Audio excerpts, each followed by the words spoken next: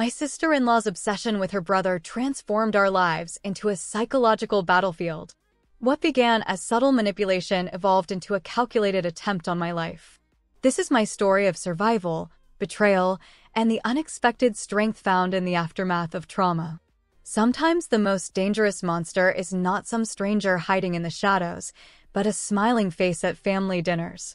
I never thought that taking the man of my dreams as my husband would be the beginning of a psychological war with his sister, a war that would ultimately leave me scarred but unbroken.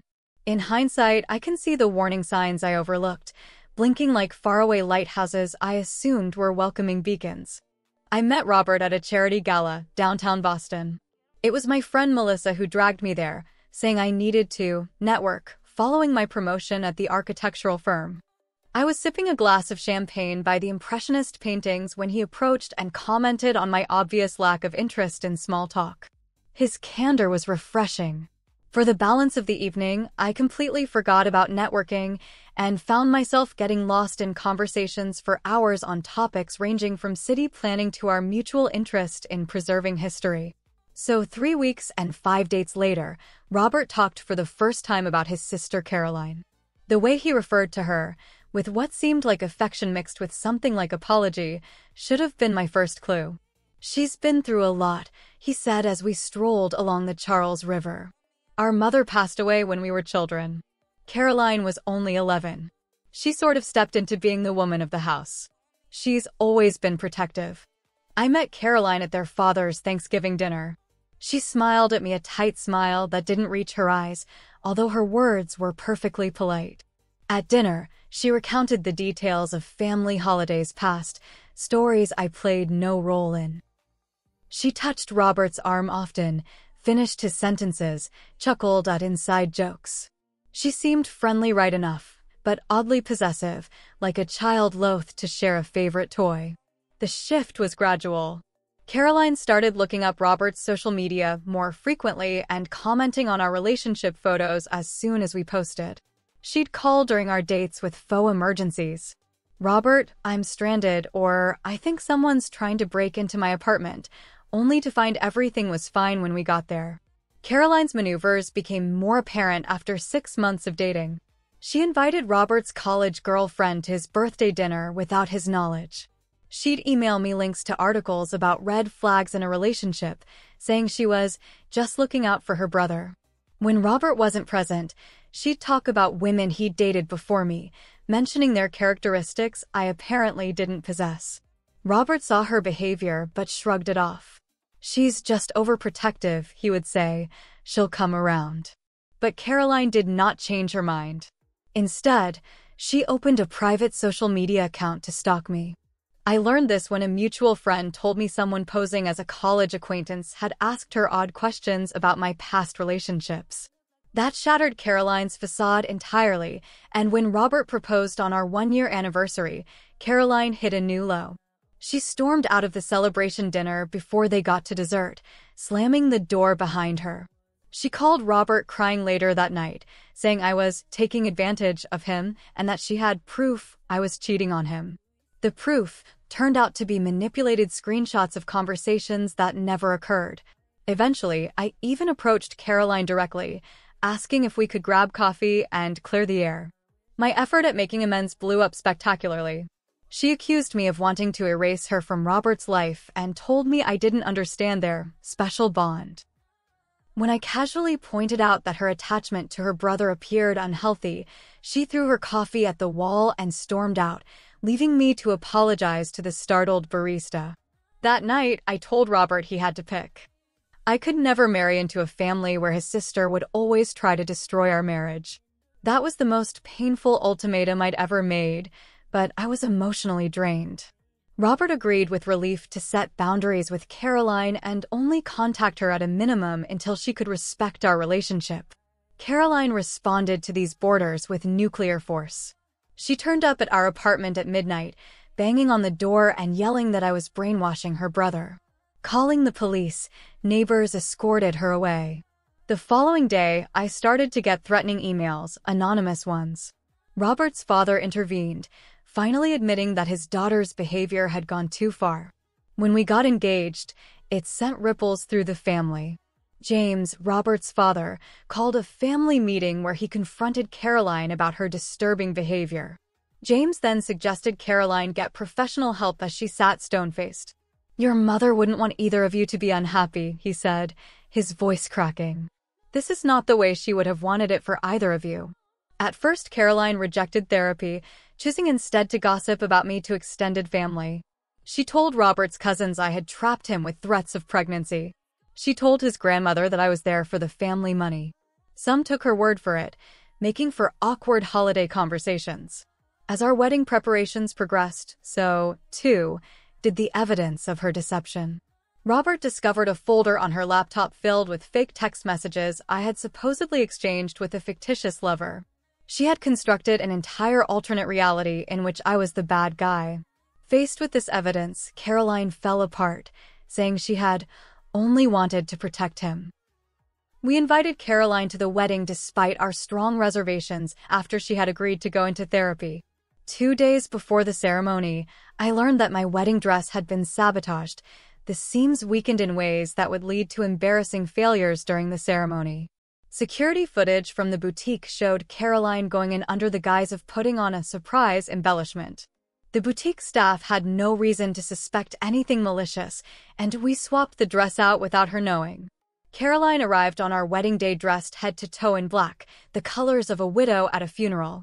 At the reception, she tried to deliver a toast that started with, "As I tried to support this union," before Robert's father gently but firmly took the microphone out of her hands. Later, she was found attempting to destroy our wedding cake. After this incident, multiple guests saw her crying in the bathroom about losing her brother to that woman. It all came to a head when Caroline tried to spill fake pregnancy news while we were dancing our first dance together and announce Robert was the father. The sheer absurdity of her claim, Robert had been in Seattle on a business trip during the alleged period of conception, shocked even those family members who had previously felt sympathetic toward her. Robert's uncles escorted her from the reception and drove straight to the emergency psychiatric department at Massachusetts General Hospital. Caroline was diagnosed with borderline personality disorder with heavy attachment issues. Her psychiatrist told her that her mother's death had triggered abandonment fears that were being expressed through unhealthy attachment to her brother. For the first time, my anger and exhaustion dulled by this new reality, I felt a flicker of compassion for her. The first year of our marriage gave us welcome distance from the drama. Caroline stayed on intensive therapy, and we kept in touch as little as possible. We settled into our life together, restoring a Victorian brownstone in Cambridge and doing well in our careers. Robert had become a partner at his law firm, and I headed the historical preservation division of my architectural practice. 19 months after our wedding, Caroline contacted me. Controlled interactions with family were one part of her treatment plan, suggested by her therapist. We settled on monthly dinners in public places. The early ones were awkward yet civil. Caroline appeared transformed, more self-possessed, more even-keeled. She apologized for her behavior, and I was still cautiously optimistic, but not completely trusting. When I found out I was pregnant, we waited to tell Caroline until after the second trimester. Much to our surprise, she replied with what seemed to be genuine delight. She sent appropriate gifts and respectful texts inquiring about my health. She was respectful of personal space and seemed genuinely intrigued by the pregnancy. For the first time, I wondered if she was really recovering. We were blessed with our daughter Emma on a snowy February morning. Caroline came to the hospital with flowers and a homemade blanket. She treated Emma with due care, being careful not to overstep any boundaries. Over the next few months, she morphed into a respectful aunt, always asking if it was okay to visit and bringing age-appropriate gifts during these visits. Caroline and Nathan met at her therapy support group. He had his own history of family trauma but appeared stable and kind. They had been dating for a year before the engagement. Unbelievably, I ended up assisting Caroline in her wedding planning, from picking floral arrangements to venue options. Robert served as best man. The ceremony was lovely and without incident, leading us to believe that the worst was indeed behind us. For nearly 3 years, calm prevailed. Caroline and Nathan purchased a home 20 minutes from ours. We spent holidays together without any problems. Caroline got a job as an office manager at a local nonprofit and appeared happy. She and Emma cultivated a fond relationship through arts and crafts projects and weekend trips to the Science Museum. We'd been truly happy for Caroline when she announced her pregnancy several months after their wedding. In the early months, she radiated excitement, decorating the nursery and posting ultrasound photos. But by her second trimester, complications set in, alarming spikes in her blood pressure, disturbing test results. Her declining physical health led to a deterioration of her mental stability. The shift began subtly.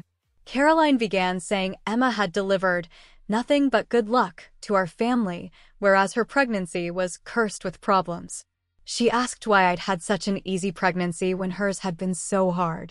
She started reading up on old folklore about pregnant women stealing luck from other people.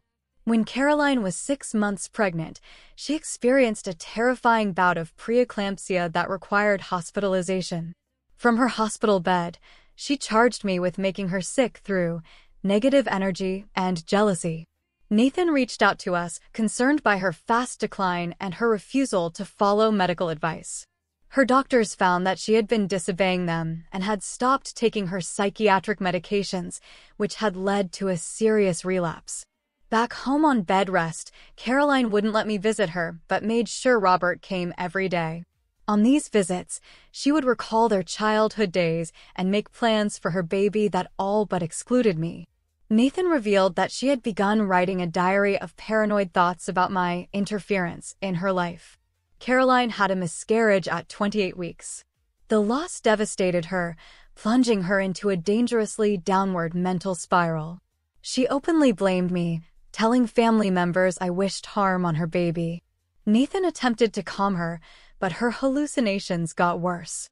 Within weeks, he had moved out, unable to deal with her increasing antics and refusal to go back into treatment. Despite my reservations, we agreed to take Caroline in temporarily until she recovered. I insisted on clear boundaries. She would respect our parenting decisions, take her prescribed medications, go to therapy sessions. She nodded eagerly along to everything, suspiciously so. Living with Caroline was like walking a minefield. She fawned over Emma too much, frequently attempting to circumvent our parenting decisions. She criticized my food, saying it was not nutritious enough for a growing kid. She asked Robert about our marriage when she thought I could not hear. But most disturbing were the times when I would find her in our bedroom doorway at night, watching us sleep before scuttling away. My breaking point occurred when I stumbled upon Caroline's journal while tidying up the guest room. Normally, I would respect someone's privacy, obviously, but there was an open page that detailed notes about my daily schedule, including when I had taken medications for occasional migraines. Another page included what looked like a plan entitled Freedom for Robert, detailing steps to remove obstacles and reclaim family balance. Before confronting Robert, I snapped photos of the pages. He was horrified, but not completely surprised. We determined Caroline must leave, and do it quickly. Before we could intervene, I found Emma's favorite stuffed animal floating in the toilet, something that my 3-year-old absolutely would not do. That same evening, I realized my migraine medication was miscounted. 2 days later, I revealed my second pregnancy at a small family dinner. A burst of pure jealousy crossed Caroline's face before she covered it up with a brittle smile. She asked if I wanted her to make me a special pregnancy tea after dinner. There was something about the look on her face that raised red flags. I took the cup but put it aside, untasted, saying I felt sick. Caroline insisted, instead, that Nathan drink the tea, saying it was perfectly safe for anyone. Within minutes, he was in severe pain in his stomach and having trouble breathing. As we called an ambulance, Caroline appeared stunned, not at Nathan's distress, but by the fact that he, rather than I, had drunk the drink. The hospital confirmed that Nathan had consumed a toxic cocktail of herbs known to induce miscarriages, as well as crushed pills from my prescription for migraine medication. Faced with this information, Caroline fully broke down and confessed that she'd meant the mixture for me. "She doesn't deserve another baby when mine was taken," she sobbed to the emergency room doctor, not realizing her confession was being recorded. Police found more damning evidence in Caroline's belongings: research on abortifacient herbs, my missing medications, unsettling journal entries explaining her resentment of my pregnancies. The journal also disclosed prior attempts on my life that had gone awry, including interfering with our carbon monoxide detector and introducing allergens into food I happened to pull back from eating. Caroline had a second psychiatric evaluation and was found to be a danger to herself and others. This time, she was placed in a secure psychiatric hospital for long-term care. Nathan had filed for divorce from his hospital bed. Robert's father cried as he told Caroline he no longer could shield her from the effects of her choices. And there was a wave of emotion afterwards. I experienced post-traumatic stress, flinching at sounds we could not identify and checking obsessively to see if our food and drinks had been tampered with. I couldn't sleep after that, terrified that in sleep I'd be vulnerable. And, most shamefully, I found myself stupidly asking whether I would be able to protect my unborn child from invisible enemies. Robert was pushing that we get out of Boston altogether. Too many memories, too much trauma embedded in our environment. We sold our brownstone and moved to Portland, Oregon, where there was an expanding office of Robert's firm. This psychological relief came with immense physical distance. Emma settled in fast at her new preschool, appearing not weighed down by the tension that had enveloped our home. In Portland, we purchased a Craftsman house close to Mount Tabor Park. I moved to a West Coast architecture firm focusing on sustainable historic renovations. We intentionally forged new traditions and routines, building a life uncolored by our previous traumas. Our son, Jacob, was born healthy and strong 6 months after our move. Maybe the biggest surprise was how Nathan and I remained friends. Once he had recovered from the poison drink, he moved to Seattle to start anew. He came around from time to time and became kind of an uncle to our kids. His presence reminded us that good can come from the darkest of places. 3 years later, I got a letter from Caroline's treatment facility. Her doctors had thought communication in controlled doses would be good for her recovery. I was certainly not required to respond, they stressed. I reread her letter again and again, an apology that seemed sincere, acknowledging the pain she'd caused, with no excuses. So after lots of thinking and several conversations with the therapist, I wrote back a brief, factual update about our family without mentioning where we are living. I didn't offer forgiveness I wasn't prepared to give, but I also didn't weigh her down further. This slight contact persisted through monitored letters every few months. It took me 5 years after I moved away from Boston to turn that experience into a catalyst for something positive. I created a support network for survivors of family psychological abuse. What started as small group meetings in our local community center became a national organization offering resources, support, and validation to individuals whose wounds weren't always visible. I've learned that healing is not linear. Some days the old fears come back out of nowhere. But these moments become less frequent over time. Emma is 8, Jacob 5. They're growing up in a safe and loving home. Robert and I have built an unbreakable partnership undergirded by crisis. We don't shield our children from the truth, but we deliver it in a way that is age-appropriate, driven by the fact that mental illness is not a choice, but something that needs treatment. Caroline now lives in a supervised living facility. She stays on her medication schedule and is still in therapy. Her condition has improved significantly in recent reports, but we've made it clear our children won't be in direct contact with her. Robert talks to her sometimes on the phone, short, supervised conversations that give closure without reopening old wounds. Reflecting back on the terrified woman I had become, constantly glancing over my shoulder, second-guessing every motive and wanting to flee at the slightest threat, I hardly recognize her anymore. The journey from victim to survivor was hardly easy or straightforward, but every step forward, however incremental, counted.